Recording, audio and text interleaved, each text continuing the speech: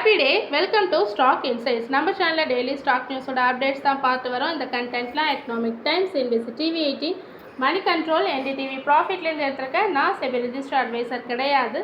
நீங்கள் இன்வெஸ்ட்மெண்ட் பண்ணுறதுக்கு முன்னாடி உங்கள் ஃபினான்ஷியல் அட்வைசரை கன்சல்ட் பண்ணிவிட்டு இன்வெஸ்ட்மெண்ட் பண்ணுங்கள்.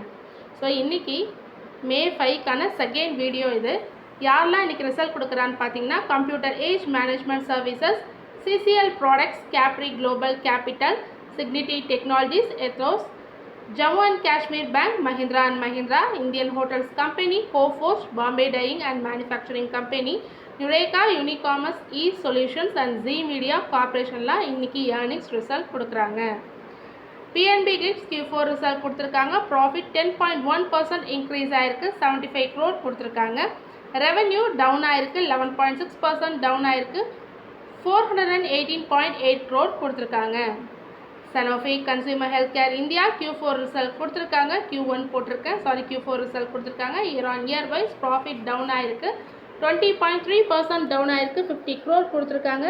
ரெவென்யூ கம்மியாயிருக்கு, 22.1% கம்மியாயிருக்கு, 172.6 crore கொடுத்துருக்காங்க. ஸோ இன்றைக்கி என்னென்ன இம்பார்ட்டன்ட் நியூஸ் வந்ததுன்னு பார்க்கலாம். எல்ஐசி டாடா ஸ்டீலில் ஸ்டேக்கை இன்க்ரீஸ் பண்ணியிருக்காங்க. 5.836%லேருந்து 7.851%ஆக இன்க்ரீஸ் பண்ணியிருக்காங்க. இது பிட்வீன் ஜூலை 2022லேருந்து லாஸ்ட் மந்த் ஏப்ரல் 2025க்குள்ளே இன்க்ரீஸ் பண்ணியிருக்கிற ஸ்டேக்ஸ். NTPC சப்சிடரியான NTPC ரினியூவபிள் எனர்ஜி டிக்ளேர் பண்ணியிருக்காங்க. அவங்களோட கமர்ஷியல் ஆப்ரேஷனை ஸ்டார்ட் பண்ணியிருக்கிறதா சொல்லி தேர்ட் அண்ட் ஃபைனல் ஃபேஸாக 60 megawatt capacity solar PV project start பண்ணியிருக்காங்க. இது ஒரு part of 150 megawatt Gujarat solar PV ப்ராஜெக்டில் இது ஒரு part 60 மெகாவாட்ன்றது.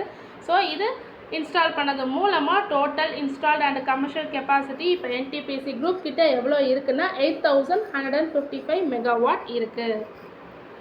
UltraTech cement production கெப்பாசிட்டியை increase பண்ணியிருக்காங்க. 1.4 மில்லியன் டன்ஸ் பர் இயராக இன்க்ரீஸ் பண்ணியிருக்காங்க. இந்த இன்க்ரீஸ் எதனால் வந்ததுன்னா அவங்களோட சிமெண்ட் கிரைண்டிங் யூனிட்ஸில் ஆப்ரேஷன்ஸை இம்ப்ரூவ் பண்ணியிருக்கிறதா சொல்லியிருக்காங்க. மெயினாக நாக்பூர், பானிபத் அண்ட் ஜஹாஜரில் இன்க்ரீஸ் பண்ணியிருக்காங்க.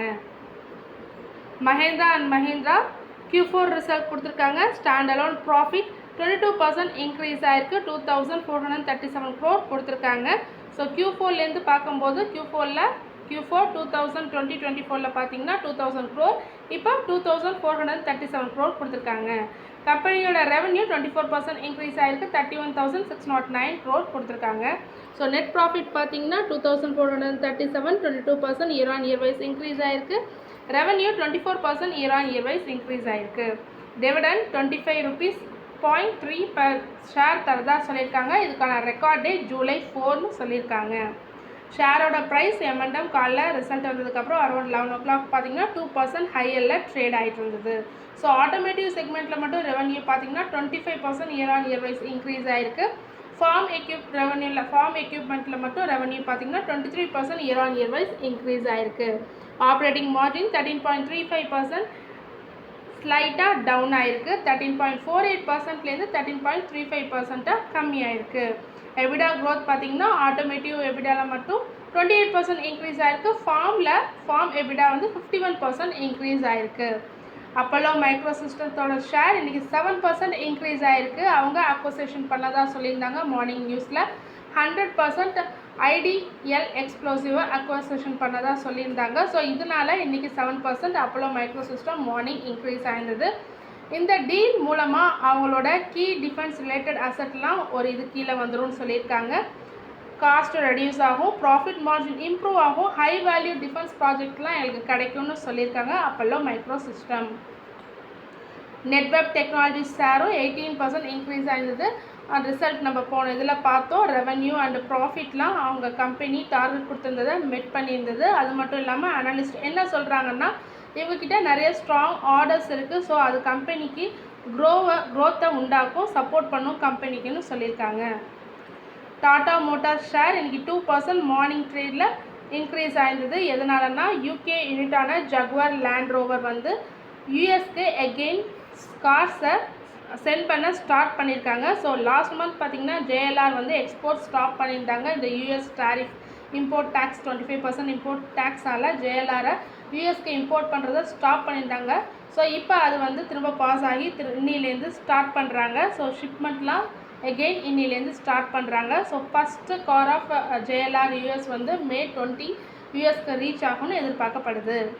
ஓப்ராய் ரியாலிட்டி லான்ச் பண்ணியிருக்காங்க new tower Oberoi garden city மும்பையில். இதோட சேல்ஸ் ஆஃப் த கம்பெனி இது லான்ச் பண்ணது மூலமாக 970 crore கிடச்சிருக்கு. ஸோ இதோட கார்பரேட் ஏரியா எவ்வளோ சேல் பண்ணியிருக்காங்கன்னு பார்த்தீங்கன்னா 2.1 lakh ஸ்கொயர் ஃபீட் சேல் பண்ணியிருக்காங்க. Total saleable area 3.25 lakh square feet. அதில் இப்போ 2.1 lakh ஸ்கொயர் ஃபீட் சேல் பண்ணியிருக்காங்க.